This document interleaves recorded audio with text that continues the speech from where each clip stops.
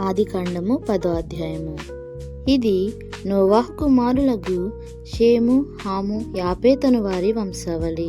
జల ప్రళయము తరువాత వారికి కుమారులు పుట్టిరి. యాపేతు కుమారులు గోమెరు, మాగోగు, మాదాయి, యావాను, తూబాలు, మేషేకు, తీరాసు అనువారు.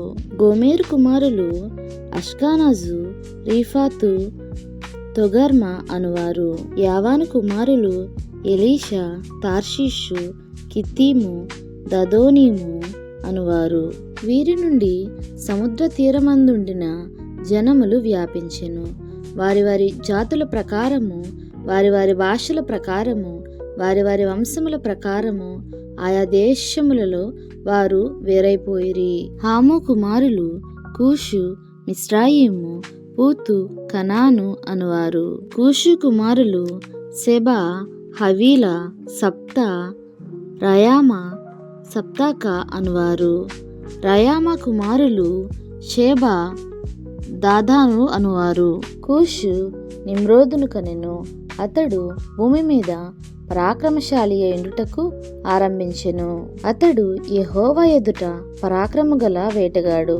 కాబట్టి యెహోవా ఎదుట పరాక్రమ గల వేటగాడైన నిమ్రోదు వలె అను లోకోక్తి కలదు. షీనారు దేశములోని బాబేలు, ఎరేకు, అక్కాదు, కల్నే అను పట్టణములు అతని రాజ్యమునకు మొదలు. ఆ దేశంలో నుండి అషూరుకు బయలుదేరి వెళ్ళి నినేవేను, రహోబోతీరును, కలాహును, నినేవేకును, కాలాహుకును మధ్యనున్న రెసేనును కట్టించెను. ఇదే ఆ మహాపట్టణము. మిస్రాయిము లూదీయులను, అనామీయులను, లెహాబీయులను, నఫ్తుహీయులను, పత్రూసీయులను, కస్లూహీయులను, కఫ్తోరీయులను కనెను.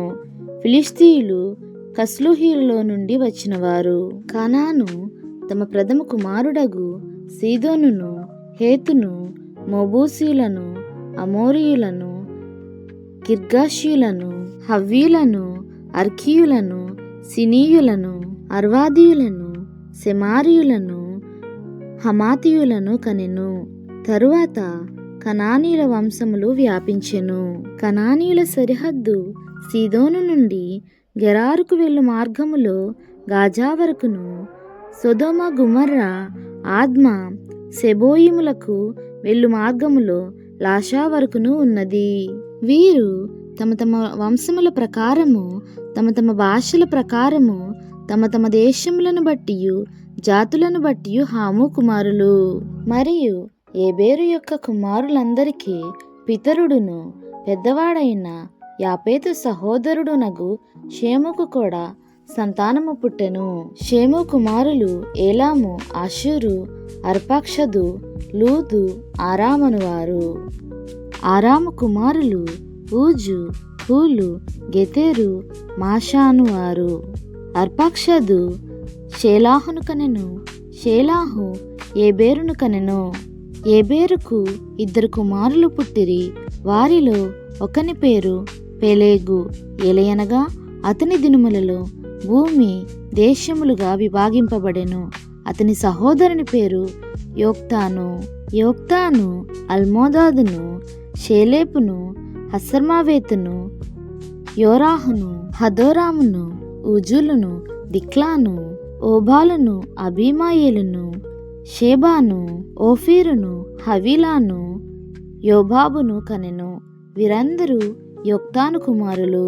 మేషా నుండి సపారాకు వెళ్ళు మార్గములోని తూర్పు కొండలు వారి నివాస స్థలములు. వీరు తమ తమ వంశముల ప్రకారము, తమ తమ భాషల ప్రకారము, తమ తమ దేశములను బట్టియు తమ తమ జాతులను బట్టియు షేము కుమారులు.